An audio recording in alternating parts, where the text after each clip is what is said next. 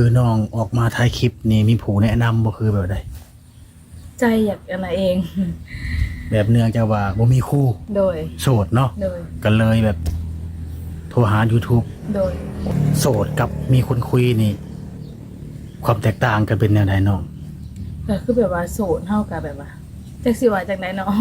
มันบ่ม่วนในกับเติงกระโตแบบบ่มีคนเว้าคนลมนำสินะโอ้เหงาเนาะโดยโอ้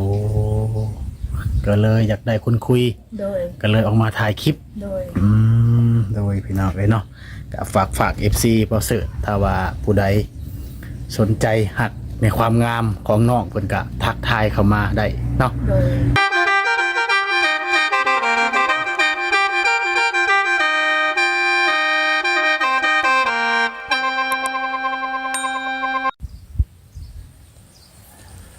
เจ้าสบายดีผู้ที่ติดตามเลยครับชมบ่เสิร์ชทุกฐานบ่ว่าจะเป็นภายในหรือว่าต่างประเทศก็ยินดีต้อนรับเข้าสู่ช่องบ่เสิร์ชคือเก่าคือเดิมเนาะถือว่าสบายดีตอนเที่ยงพี่น้องเอ้ยมื้อนี้ก็ได้เนาะก็คือเก่าคือเดิมที่จะพา FC มาโอมาลมกับสาวโสดหน้าใหม่สาวโสดหน้าตาดีเปิดใจหาคนคุยหรือว่าหาแฟนนั่นแหละพี่น้องเอ้ยเนาะก็สิได้ถามให้เพิ่นนี่อยากได้แฟนอีหลีบ่พร้อมสละความโสดหรือยังก็สิถามพี่น้องเนาะคือว่าเลยครั้งแรกคลิปแรกเพิ่นก็ได้มาเปิดใจหาคนคุยนะเนาะบ่เสิร์ชก็สิถามให้พี่น้อง FC ได้เข้าใจไปพร้อมๆกันถ้าหากว่าบ่เสิร์ชถามอันใดบ่เหมาะสมผิดพลาดประการใดก็ขอโทษขออภัยนะ FC หลายๆเนาะฝากกดไลค์กดแชร์กดติดตามให้บ่เสิร์ชนี่เด้อเพื่อเป็นกำลังใจในการเฮ็ดคลิปต่อๆไปพี่น้องเนาะโดยฉะนั้นก็สิได้พา FC เข้าไปโอบไปลมไปสัมภาษณ์ไปสอบถามสาวโสดหน้าตาดีพร้อมๆกันยามเที่ยงเนาะโดยสบายดีสบายดีโดยพี่น้องเป็นวันนี้ก็คือเก่าคือเดิมมาละบ่เสิร์ชกับพา FC มาโอมาลมมาคุยกับสาวโสดหน้าใหม่ที่ว่าหน้าตาดีอีกคนหนึ่งเอาไปมื้อนี้ก็ได้เนาะสื่อบ่ได้น้องอนุญาตนำสื่อนางน้อยสาวนางน้อยโดยถ้าห้องสัมภาษณ์กับสาวนางเนาะโดยโอ้โดยพี่น้องเนาะจักปีแล้วน้องปัจจุบันอายุ21ปีปัจจุบันนี่เนาะโอ้ผ่านมานี่เคยแต่งงานแล้วบ่เคยไปได้บ่เคยยังบ่เคยเนาะจักคนจะอยู่กันนำกันหลายคนบ่อยู่เฮือน3คนแม่แล้วก็น้องสาวโอ้มีแม่แล้วก็มีน้องสาวโดยอนุญาตนำพ่อดิซะพ่อเพิ่นเสียโอ้พ่อเสียแล้วเนาะโดยเฮ็ดหน้าว่าซะคืออยู่กัน3คนแต่เขาหลายบ่แต่ละปีก็บ่หลายปานใด4-50 สอบกุมกินเนาะโดยโอ้คือน้ำเฮือดมี3คนไผจะขาดไทยให้ซะน้องมียามเฮ็ดหน้าได้น้องชายเพิ่นมาเฮ็ดนั่นเด้โอ้มีน้องชายอีกคนนึงโดยน้องนี่เป็นลูกสาวผู้ที่เท่าใดเป็นผู้ที่2เป็นลูกสาวผู้ที่2มีอ้ายแล้วก็มีน้องโอ้มีอ้ายเป็นแล้วก็มีน้องเป็นผู้ชายมีเฮาเป็นผู้ที่2แล้วก็จะผู้ชายแล้วก็จะผู้นี้นี่โอ้โดยแต่ละปียามหน้าแล้วน้องชายเพิ่นมาเฮ็ดหน้านำปกติเราไปใช้ซะเนาะไปเฮ็ดงานอยู่ไทยโอ้น้องชายนี่ไปเฮ็ดงานอยู่ไทยโดยหอยามไถนาดำนาแหละเพิ่นมาเฮ็ดนายามเกี่ยวก็มาบ่ยามเกี่ยวก็บางเทื่อเพิ่นก็มาบางเทื่อเพิ่นก็บ่ได้มาเพิ่นแต่ฝากเงินมาจ้างเนาะโดยส่วนหลายก็เกี่ยวเองนี่แหละไกลบ่น้องไปนานก็บ่ไกลประมาณบ่ฮอดลักประมาณนี้ทางหลังนี่แหละโดยเนาะปัจจุบันนี่โสดบ่คือแบบใดโสดโดยคือเป็นผู้งามคักแน่โสด100% โดยโอ้มีว่าเป็นผู้สาวหน้าตาดีแล้วผู้บ่าวบ่กล้าลมบ่คือแบบใด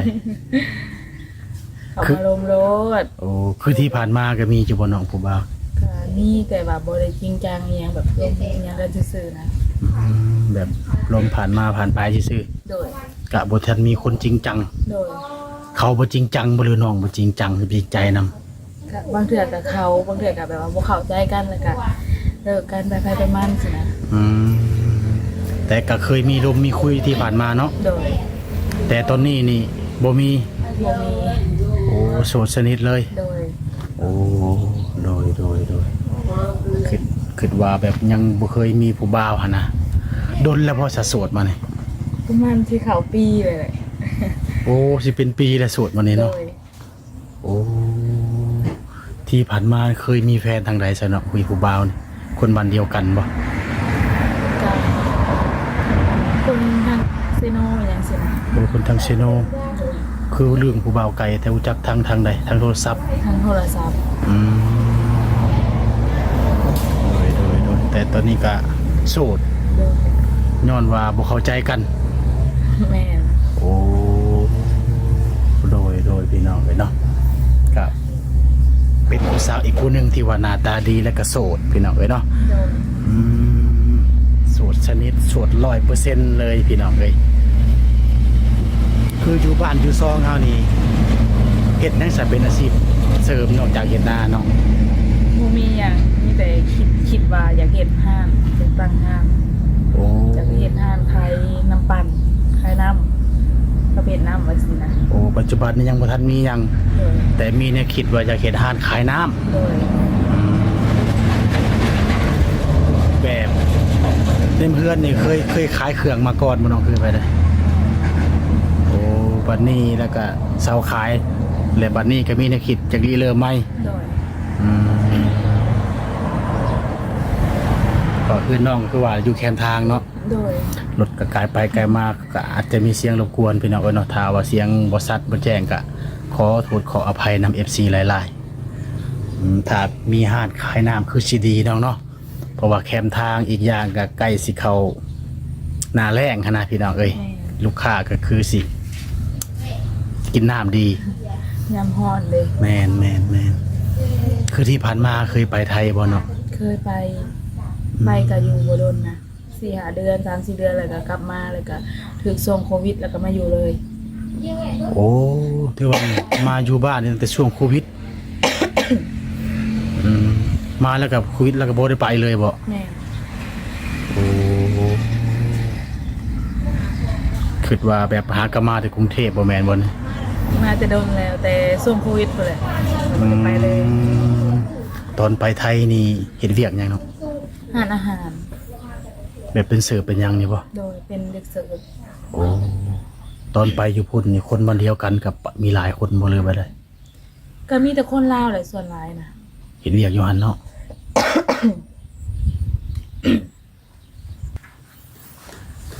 ถือว่าไปเฮ็ดงานอยู่พุ่นก็หลายปีเติบถึงได้มา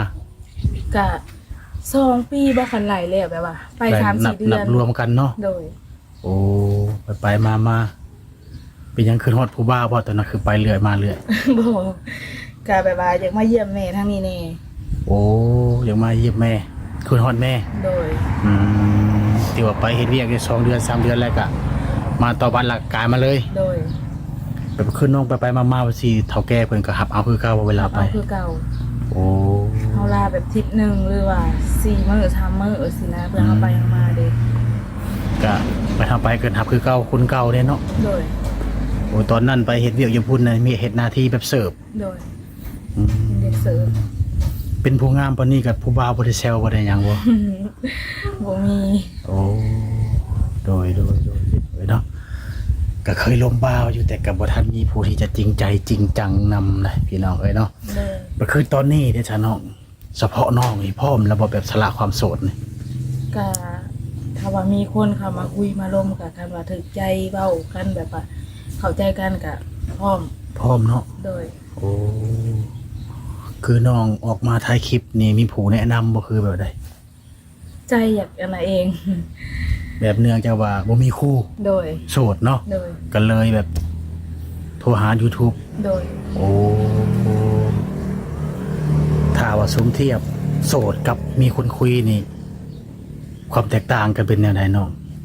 ก็คือแบบว่าโสดเฮากับแบบว่าจักสิว่าจังไดเนาะ มันบ่ม่วนในกระเติงกระโตแบบว่าบ่มีคนเว้าคนลมนํสินะ โอ้เหงาเนาะ โดย โอ้ก็เลยอยากได้คนคุย โดย ก็เลยออกมาถ่ายคลิป โดย อืม พี่น้องเอ้ยเนาะก็ฝาก FC บ่เสิร์ชถ้าว่าผู้ใดสนใจหักในความงามของน้องเพิ่นก็ทักทายเข้ามาได้เนาะ โดย แต่บ่เสิร์ชก็ขออนุญาตบอกเลยพี่น้องถ้าคอมเมนต์ในคลิปละแม่นบ่ได้ส่งเฟซให้นะเพราะว่าถ้าส่งให้ในคลิปได้คอมเมนต์จะบ่ฮู้จักว่าเฟซนี่เป็นเฟซของไฟของไผเนาะบางเทื่อซื้อคือกันหั่นนะพี่น้องเอ้ยเนาะมันจะบ่เห็นรูปโปรไฟล์ถ้าอยากได้แท้ๆก็ให้ทักมาทาง LINE หรือว่าทางเฟซบ่เสิร์ชก็สิส่งให้พี่น้องเอ้ยเนาะคือแบบถ้า FC มีความสนใจสะดวกติดต่อทางใดได้ซะน้อง ทางเฟซกับทางแอปเพราะว่าไลน์ยังบ่ได้โหลดมา โอ้ลินเฟซกับลินวอทแอปปัจจุบันเนาะ โดย โอ้ยันว่าน้องเคยไปเฮ็ดเวียกฝั่งไทยแหละลินไลน์พร้อม เคยเล่นไลน์เครื่องเก่าแต่เนี่ยโทรศัพท์เครื่องใหม่แล้วยังบ่ได้โหลดมา ถือว่าปัจจุบันลินซื้อโทรศัพท์หน่วยใหม่ โดย หน่วยเก่าก็คือลินตอนไปไทยเนาะ โดย ปัจจุบันนี่ก็บ่ลินแล้ว เพราะว่าทางฝั่งลาวเฮาลินจะลินวอทแอปเป็นหลักหรือเฟซเนาะ แม่น โดยถือว่าสะดวกแจกเฟซกับวอทแอป โดย ถาม FC สนใจ อยากลมอยากคุย หรือว่าอยากสร้างความหักแพง เป็นการส่วนตัวแหละพี่น้องไปทักมาก็สิแจกให้เนาะ โดย สเปคเนี่ยน้องแบบใด จักสิว่าจังได๋บ่มีสเปคแนวใดก็ได้ บ่มีสเปคเนาะ โดย โอ้มีหยังสักที่ผู้ชายเป็นน้องบ่มัก บ่มักแบบว่าความรุนแรงโมโหอีจังซี่นะ โอ้คนใจร้อน โดย โอ้บ่มักคนใจร้อน โดย ปกติเนี่ยถ้าน้องเป็นคนแบบใด ก็เป็นคนแบบว่า ใจจักสิว่าจังได๋แนวใดก็ได้เฮานะ โอ้ แต่ว่าบ่มักแบบบ่มักแต่ว่าคันสมมุติว่าร่วมกันว่าอิหยังกันเลยโมโหอิหยังใส่การตบตีอิหยังกันไว้สินะบ่ โอ้ ว่า คือว่ามักคนมีเหตุผล โดย โดยพี่น้องเลยเนาะนี่สิแบบคนใจร้อนในแมนบ่มักน้องๆเนาะ โดย ครับผู้ชายตัวต่ำกว่าเด้ซะลมบ่ว่าสิ นำเท้าลงได้เลย บ่แบบความสูงเขาสูงต่ำกว่าน้องนี่นะ ลงได้ ลมได้เนาะ โดย โอ้ส่วนอายุเด้ซะน้อง ก็รัก3คันเอาแล้วก็ได้เพราะว่าน้องก็เศร้าปลายได้อยากให้สูงกว่าอายุตัวเองหน่อยหนึง โอ้รักษามขึ้น โดย ขึ้นหลายปานใดเนาะ ประมาณ30นี่แหละ 30ขึ้นหาหลายปานใด อาจจะ6-70ก็ได้ โอ้60 70ลมได้ โดย ลมได้ซื่อๆบ่เลยว่ากะเอาเป็นแฟนก็ได้ ก็ถ้าว่าสมมุติว่าเว้ากันเข้าใจกันก็เอาได้ เอาได้เนาะ โดยทางเข้าใจกัน โอ้ คือตามที่ประเสริฐไปสัมภาษณ์หลายๆคนเนาะ บางคนเพิ่นก็ว่าโสดและเหงาคนน่ะเนาะ ก็เลยเปิดใจอยากมีคนคุยซื่อๆหั้นนะ ส่วนน้องนี่บ่แม่นไปซี่ติ บ่แต่คันเราเว้ากันเข้าใจกันก็คันเอาได้ก็เอา โอ้60 70นี่ก็เอาได้บ่น้อง ได้ โอ้ โดยพี่น้องเลยเนาะ อันนี้น้องเพิ่นก็ยืนยันหรือว่าความจริงน้องเนาะ โดย ทักมาพี่น้องเลยเนาะคือบ่เสิร์ชเราถามว่าสนใจในความงามของเพิ่น60ลงมาหา30เอาเป็นแฟนได้เนาะน้องเนาะโดยคือน้องออกมาถ่ายคลิปไปสิได้ซะพ่อแม่เพิ่นก็บ่ได้ห้ามบ่ได้หยังบ่โอ้ย่านว่าแบบเพิ่นบ่ฮู้นำหั่นนะ เป็นหยังแล้วแต่ เป็น ใจ หยัง เนาะ เนาะแล้วแต่ใจ โดย ถ้าแบบถ่ายคลิปไปแล้วมี FC คือ FC ข่อยนี่โซลายนี่เป็นคนไทยเป็นหลักเนาะ โดย ถ้าคนไทยสนใจอยากโอ้อยากร่วมหรือว่าอยากได้เป็นลูกเป็นเมียเด้ซะ ก็ได้ พ่อแม่เพิ่นบ่ห้ามบ่ บ่ บ่ห้ามเนาะ โดย โอ้แล้วน่ะเพิ่นบ่มักลูกเคยไทยอะนะ อะไรก็ได้แล้วแต่ใจลูกสินะ โอ้บ่ได้ห้ามเนาะ โดยพอจะอยู่นํกันก็มีความสุขเพิ่นก็บ่ว่าหยัง อืมอันนี้แล้วแต่น้องเป็นคนตัดสินใจ โดย สิลมไผสิมักไผก็แล้วแต่เนาะ โดย โอ้ก็คือที่ผ่านมาก็เคยมีแต่คนลาวคือกันแล้วว่ามีเป็นแฟนเป็นมีคนคุยนี่ คนลาวคือกัน ช่วงไปเฮ็ดเวียกอยู่ไทยก็มีบ่หนุ่มไทยแบบแซวๆกัน ก็มีแต่ว่าบ่ได้อันนั้นก็เพิ่นได้แบบว่าเพิ่นเป็นรุ่นอ้ายตอนนั้นผัดยังน้อยอยู่ โอ้ตอนนั้นก็สิแม่ประมาณ10ปลายปีเนาะ 19 19 89นี่แหละ โอ้ก็เลยบอกบ่กล้า บ่กล้าคุยกับเพิ่น เลยยังบ่ลง โอ้ ยังลงผู้เบาเป็นซ้ำ เออลมบ่มาบ่เป็นซับโดยเนาะถือว่าตอนนี้นี่ก็ความพร้อมนี่มีแล้วน้องเนาะ เลย คือลมคือคุยใช้เวลาโดนบ่จึงตัดสินใจนี่ ก็ถ้าเป็นไปได้สำหรับใจเฮาก็3 เดือน5 เดือนขึ้นไปแบบจังหวัดใจนะ โอ้ถือว่าขอศึกษากันจักอย่างน้อยนี่3 เดือน เลย โอ้หรือว่า5 เดือนเนาะ เลย โอ้โดยพี่น้องเอ้ยเนาะก็ธรรมดาน้องๆก็ใช้เวลาบ่โดนเนาะ เลย 3 เดือนหรือ5 เดือนพี่น้องเอ้ยสามารถตัดสินใจเป็นแฟนได้ เลย ถ้าว่าเพิ่นพร้อมจากสร้างครอบครัวได้บ่ใช้เวลาซ้ำ ก็ได้ ก็ได้เนาะ เลยถ้าเราเข้าใจกันสินะ อืม คือแบบว่าคนเฮาก็เว้าบ่ได้เนาะสมมุติว่ามันแม่นเนื้อคู่แท้นะ บ่ฮอด3 เดือนก็มี โอ้ยสายแนนเนาะ โดย บางทีลมกันเว้าเข้าอกเข้าใจกันไวเนาะก็อาจจะบ่ฮอด3 เดือน โดย อืมเลยพี่น้องเอ้ยก็ทักทายเข้ามาพี่น้องเอ้ยคือเฟซนี่ก็เป็นภาษาไทยที่เฟซเป็นยังน้องเล่น ภาษาลาว โอ้ FC แอดเขาได้อยู่บ่เปลี่ยนได้บ่ภาษาไทย เปลี่ยนได้อยู่ โอ้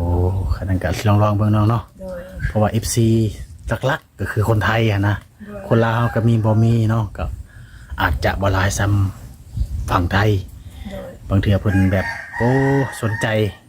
เบิ่งคลิปแล้วมักนิสัยหรือมักในความงามเพิ่นอาจจะขอเฟซนำทีมงานมานะถ้าว่าเป็นไปได้ก็อยากให้เปลี่ยนเป็น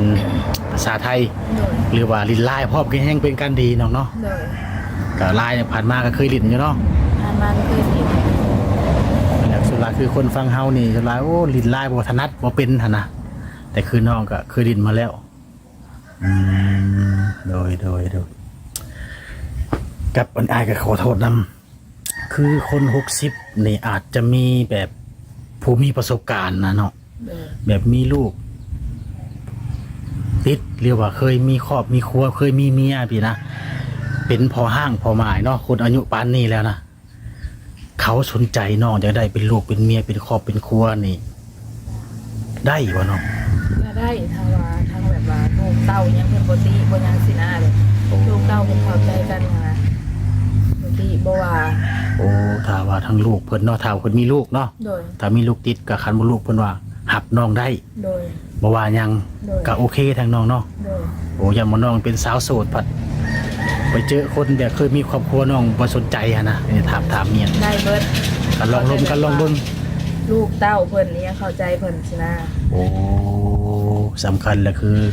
ถ้าเพิ่นมีลูกกับลูกเพิ่นสิหาเฮาได้บ่ โดย โอ้โดยถ้าว่าเพิ่นอยากได้ไปอยู่ทางพุ่นนำดิซะเนาะ ก็ลองเว้ากันเบิ่งก่อน อืมสำคัญแหละคือเฮาคนสองคนรวมกัน โดย ว่าสิไปอยู่ไส โดย ถ้าไปอยู่พุ่นก็ถ้ามีในเฮ็ดแนวสร้างก็อาจจะเนาะโอ้คือน้องเป็นลูกสาวเดียวไปสิกับแม่เพิ่นก็ให้ไปบ่เคยไปได้ ก็ยังบ่ทันได้เว้ากับเพิ่นเลย โอ้อันนี้แม่นต้องถามเพิ่นซะก่อนเนาะ โดย ถ้าลมกันแล้วเข้าใจแล้วถึงหมดถึงจุดนี้แล้วเนาะ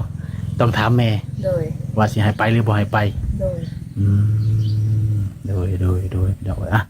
ก็คือสิเข้าอกเข้าใจแล้วล่ะพี่น้องเอ้ยเนาะเดี๋ยวบ่เสือสอบถามหรือว่าสัมภาษณ์ถ้าบ่อันใดยังบ่ชัดเจนก็คอมเมนต์มาในคลิปก็ได้พี่น้องเอ้ยเนาะไว้โอกาสหน้าสิมาอัปเดตให้พี่น้อง FC ได้รับรู้ไปพร้อมๆกัน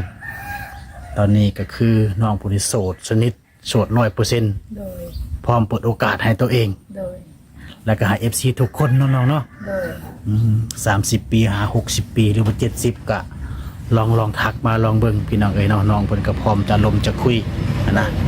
ก็อีกอย่างคือบางคนนี่ก็เปิดใจเปิดคลิปไปแล้วนี่มักบ่ฮับแอดเนาะแบบ FC แอดมาเป็นเพื่อนนี่บ่อยากฮับบ่ค่อยฮับอะนะครับ บ่ย่านแบบโอ้ยเบิ่งโปรไฟล์บ่หล่ออะนะ บ่ครับ แล้วบ่ฮับอะนะ หับอยู่ ฮับได้เนาะ โดย สำคัญละคือแบบเว้าลมกันเข้าใจ โดย เรื่องหน้าตานี่บ่ถือสำคัญ โดย โอ้โดยเอาซ้ำนี้ก่อนพี่น้องเอาไว้โอกาสหน้ามาโอมาลมกันใหม่น้องเนาะ โดย โดยสบายดี